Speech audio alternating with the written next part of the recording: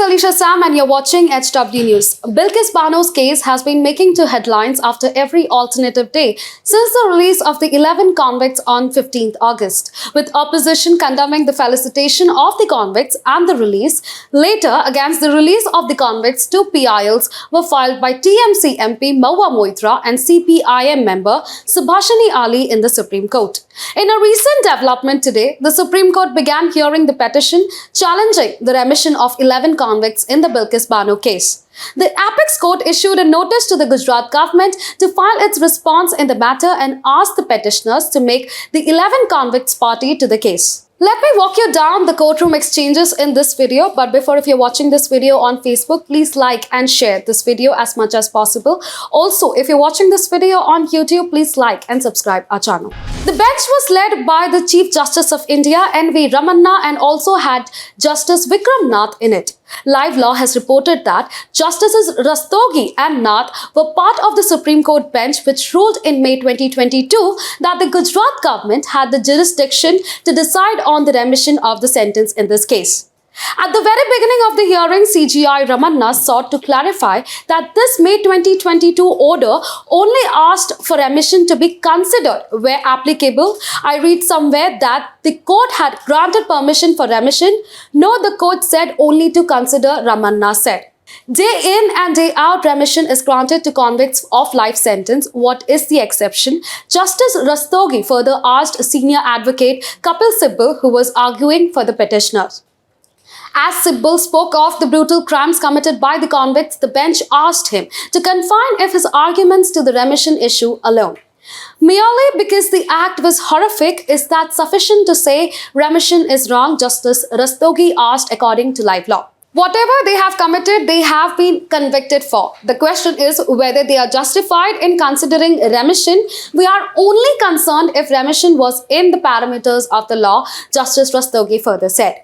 Day in and day out, those who have served out their terms are granted remission as per the policy. The court stressed issuing notice to the centre and the Gujarat government on the petition challenging the remission. The court also directed for making 11 convicts as parties to the plea. The matter will be taken up for hearing again after 2 weeks. The decision to free the convicts was announced by the Gujarat government on Monday as India celebrated its 75th anniversary of independence. A senior official said a government panel had been approved the application for remission as the men first convicted by trial court in 2008 had spent more than 14 years in jail, and after considering other factors such as their age and behavior in prison. An unsavory row also broke out after the reports that the panel included 2 legislators from Gujarat's governing Bharatiya Janata Party, the Hindu Nationalist Party, which is also in power nationality. On Thursday, one of them said the convicts were Brahmins and had good sanskar principles and morality. The decision to free the convicts has caused a massive outrage in India. It's been criticized by opposition parties, activists, and several journalists who said it discriminates against India's minority Muslims. On Thursday, more than 6,000 activists, historians, and citizens issued a statement urging the Supreme Court to revoke the early release of the convicts, describing it as grave miscarriage of justice. Many have also pointed out that the release is in contravention of guideline issued by both the federal government and the Gujarat state government. Both say that rape and murder convicts cannot be granted remission. Life terms in these crimes are usually served until death in India. Now, the biggest setback predictably can be for Bilkis Bano and her family. The anger and despondence of the family is easy to understand considering the magnitude of the crime and the protracted battle they had to fight for justice.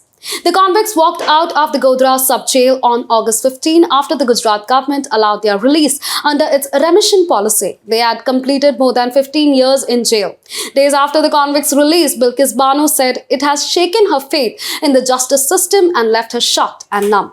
The family had been too distraught to decide on any legal step. Bilkis Bano was 21 years old and 5 months pregnant when she was gang raped while fleeing the violence that broke out after the Godhra train burning. Among those killed were her 3-year-old daughter.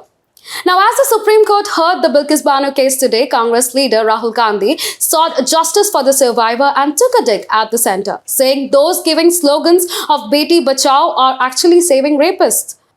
those giving hollow slogans like Beti Bachao are saving the rapist. Today, the question is about the respect and entitlement of the women of the country. Give justice to Bilkis Bano, he tweeted.